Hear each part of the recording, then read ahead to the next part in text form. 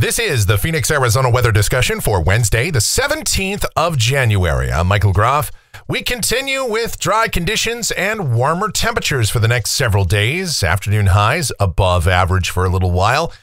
We'll start to see an increase in clouds by the weekend, and there is a pretty decent chance we could see some rain in here by Sunday, Monday, maybe even into Tuesday.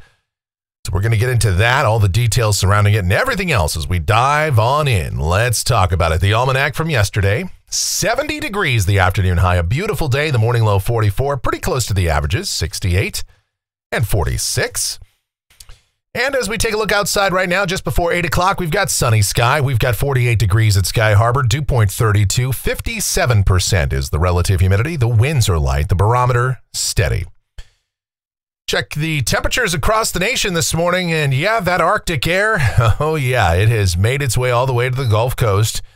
We've got temps in the single digits all the way down into Mississippi, Alabama, Arkansas, in fact, below zero in parts of northern Arkansas and Tennessee, and in the teens all the way into Texas as well.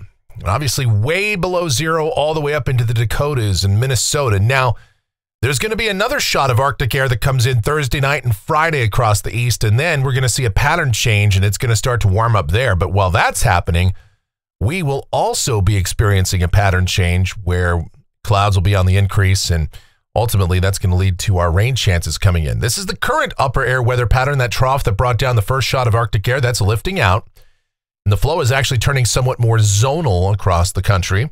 We do have a weather disturbance that's going to pass to the north of Arizona harmlessly as it does, but that will give us a few clouds around here.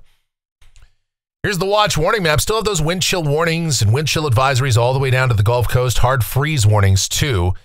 And it'll be another cold night even tonight. But then we will see temps warming up. Over the Pacific Northwest, we've got some winter weather conditions there. But here in Arizona, as you see, things are quiet. Convective outlook for today with most of the nation in that cool Arctic air. No organized severe weather. In fact, not even a single clap of thunder to be heard anywhere over the lower 48. Now here's the precipitation outlook. This is valid through Wednesday morning of next week. Rain amounts in Phoenix between about 1/3 and 1/2 inch.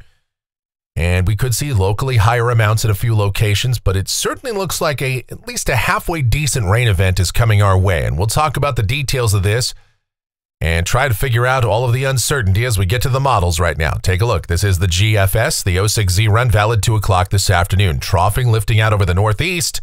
Another system passing to the north of us over the next 12 to 24 hours. What it means for us down at the surface for the rest of the day today, mostly sunny this morning, becoming partly sunny this afternoon, and just a beautiful day with highs upper 60s to about 70. Tonight, some clouds in the evening, then clear overnight with lows mostly in the 40s for us. And then tomorrow, it's more the same, mostly sunny, high temperatures. And we should be in the upper 60s and low 70s. Friday, we'll start to see an increase in clouds once more with high temperatures in the low to mid 70s. Saturday, mostly cloudy sky. A lot of mid-level clouds around, high temperatures, again, low to mid 70s. But you see signs of things to come as rain is beginning to move on to the west coast from the Pacific Northwest all the way down through much of central California. And that is in response to increasing jet energy out there, advecting moisture northward. And broad troughing is starting to develop there. And we see that as we go to Sunday.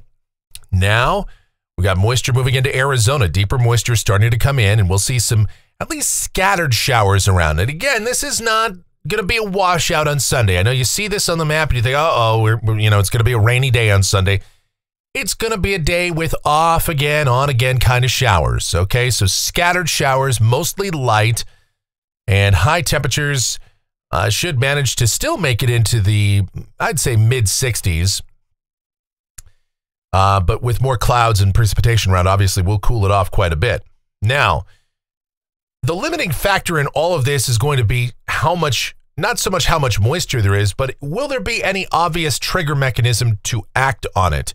Yes, we have broad troughing, but we don't have any real vigorous shortwave energy. So instead, we're just going to see kind of this unsettled weather regime, and that's going to continue on Monday with a chance of showers. In fact, right now, it almost looks like some of the day Monday might actually turn out to be dry, and then we'll see an increase in showers by late in the day and then Monday night.